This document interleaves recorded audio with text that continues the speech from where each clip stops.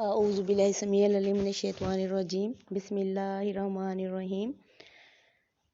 عزیز سامعات، السلام علیکم ورحمۃ اللہ وبرکاتہ۔ آج ہم پڑھیں گے سورۃ الفاتحہ۔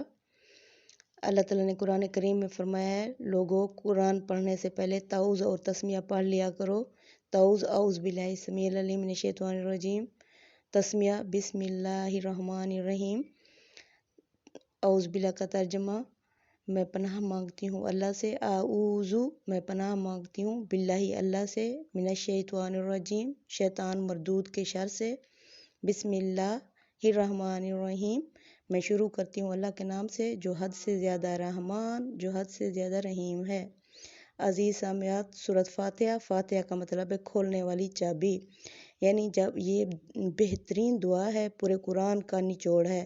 جب ہم اللہ تعالیٰ سے یہ دعا کرتے ہیں تو اللہ تعالیٰ اس کے جواب میں پورا قرآن کریم ہمارے لیے کھول کے دیتا ہے، یعنی اس کی 7 آیات ہیں، آگے 7 قرآن مجید کے باب ہیں جن کو 7 منزلیں کہا جاتا ہے۔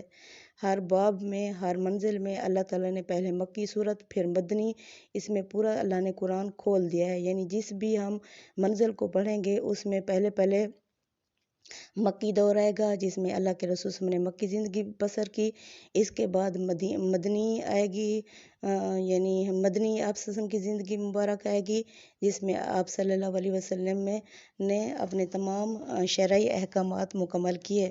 اس کے بعد اتمام حجت کا دور آ جاتا ہے جس میں اللہ تعالیٰ اپنے رسول کو جب بھیجتا ہے تو وہاں اللہ کی عدالت قائم ہو جاتی ہے، خاص طور پر جس علاقے میں اللہ تعالیٰ اپنے رسول کو بھیجتا ہے تو اتمام حجت۔ پھر اس میں مومنوں کے لیے انعامات اور جو منکر ہوتے ہیں ان کے لیے سزا، دنیا میں بھی ان کے لیے سزا اور آخرت میں بھی ان کے لیے سزا کا ایک میدان قائم ہو جاتا ہے۔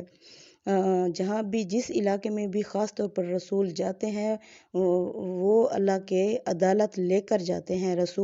رسولوں کے پیغام پہنچانے کے بعد وہ امت یا تو انعامات سے سرفراز ہوتی ہے جو رسولوں کے ماننے والے ہوتے ہیں، یا پھر ان پر اللہ تعالیٰ کی اتمام حجت پوری ہو جاتی ہے۔ میری عزیز سامعات، اللہ کے رسول صلی اللہ علیہ وسلم ہمیں قرآن کریم دے کے گئے ہیں، لہٰذا یہ قرآن زمین آسمان کا نور ہے، زمین آسمان کا خزانہ ہے۔ یہ قرآن زمین آسمان کی برکات، ہدایت اور رحمت کا نزول ہے۔ یہ زندہ بندوں کا عنوان ہے۔ قرآن حکیم یہ مردہ خوانی کے لیے نازل نہیں ہوا، نہ ہی یہ باعث ثواب ہے۔ ثواب کمانا ہے تو کسی اور جا کے ہسپتالوں میں غریبوں کی مدد کر کے اس طرح ثواب حاصل کیے جا سکتے ہیں۔ یہ قرآن کریم اللہ تعالیٰ کا یہ ہدایت کا سرچشمہ ہے، یہ زمین آسمان کا نور ہے۔ لہٰذا اس قرآن کے ساتھ اللہ نے فرمایا قرآن کریم میں، لوگو تم اس قرآن کے ساتھ لاپرواہی برتتے ہو، یہ کہ تم اس پر ہنستے ہو اور روتے نہیں ہو، بات یہ ہے کہ تم غفلت میں پڑے ہوئے ہو۔ ہم لوگ ویسے غفلت میں پڑ چکے ہیں۔ اللہ کے رسول صلی اللہ علیہ وسلم یہ ہمیں پیغام دے کے گئے ہیں کہ لوگوں، آپ صلی اللہ علیہ وسلم نے حجۃ الوداع کے موقع پر فرمایا، لوگوں پہنچاؤ ان تک جو یہاں موجود نہیں ہیں۔